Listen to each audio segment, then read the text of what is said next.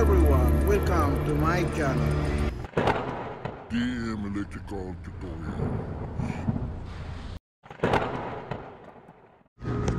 Nag-assemble ako ng table niya, pero walang gulong.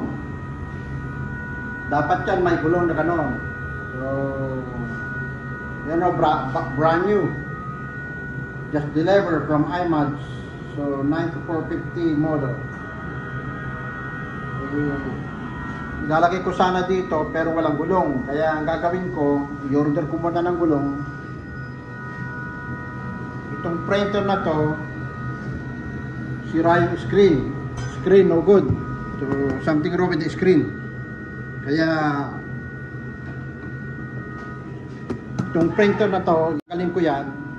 Itong bago, mamalkuan dito. Tatlong printer na ang naayos ko, mga kaibigan. See? Tatlo. Ibig sabihin naka-green, ready na yan. Okay? Ito yung bago, ninassemble ko.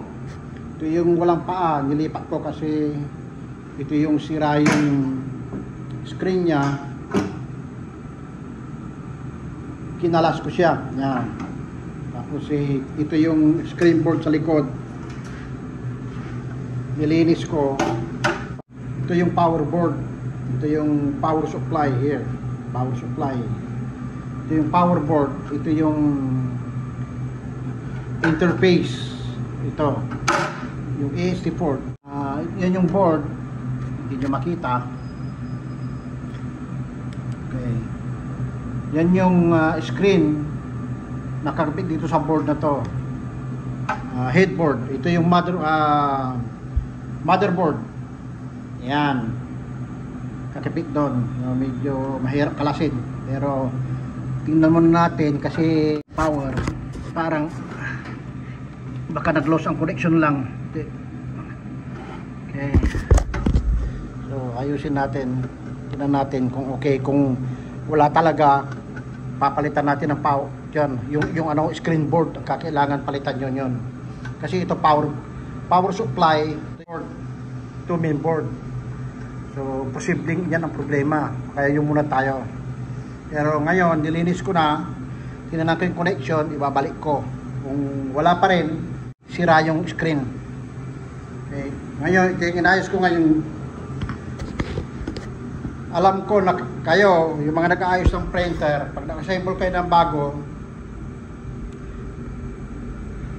siyempre, walang laman yan. Magkalagay kayo ng bagong ito. Yun na, wala na, ubos na yung ink kasi pumunta sa tank. Ano yan, maglalagay yan, bago lagay ko yan, ubos na, pero puno na. Pag pinatakbo nyo yan guys, makikita nyo dito ang status nya. Ang port nya is speed. So ituturo ko sa inyo kung bakit. RPM, motor speed out of range. Nag-ayos ng printer na encounter nyo yan. Itong motor speed RPM, dapat yan guys, yan 12 to 900 yan o 700, ayos yan, 15, okay. So paano i-adjust yan? Kasi nung nilagyan ko ng ink, ang RPM niya is 34,200. Para bumaba, dito natin i-adjust. Ito yung pressure pump guys, dito kayo mag-adjust. Ito, masurety tayo, ito screwdriver lang kailangan dito. Clockwise or counterclockwise, dahan-dahan nyo lang pihitin. Habang pihitin nyo ng konti, din tignan nyo dito kung nagbabago, kung tumataas o bumababa. So nakita ko dati 34,400 dito, bumababa hanggang sumigil ng in between ng 12,200 to 19,000 ang RPM lang dapat niyan. So, nasa in-between na yon ay normal speed. So, ready to go na yan. Okay? See? Itong green, kinabitan ko ng stock light. In-order ko para alam nila. Dito lang nakakabit. Right? Ito, assemble ko na yan. Ito naman, ganito rin. Ang RPM niya kanina is 35,000. Ito naman, ang adjustment dito, tawag dito ay pressure pump. Ina-adjust din yan, pero ang ginamit dito ay Allen key, hindi pwede screwdriver, may Allen key dyan. Clockwise din. Yan. Yan. Kaisa ko ng 3 printer. Alright? Kaya ibabalik ko na yan guys. Titesting ko kung sana gagana. Kung di gumana, kailangan ng palitan ng screen. Kasi nabagsak oh. Kaya siguro sira. Okay? Kapag ang printer nyo ay ink level 4, ito yung ink level sensor. Pinapalitan yan. No order yan ang part. Ngayon, kapag hindi na-detect, ang mangyayari ay high level ang ink. Para may drain ng manual yan, ito lang yan. I-share ko sa inyo para alam nyo rin. Ito yung drain ng manual guys.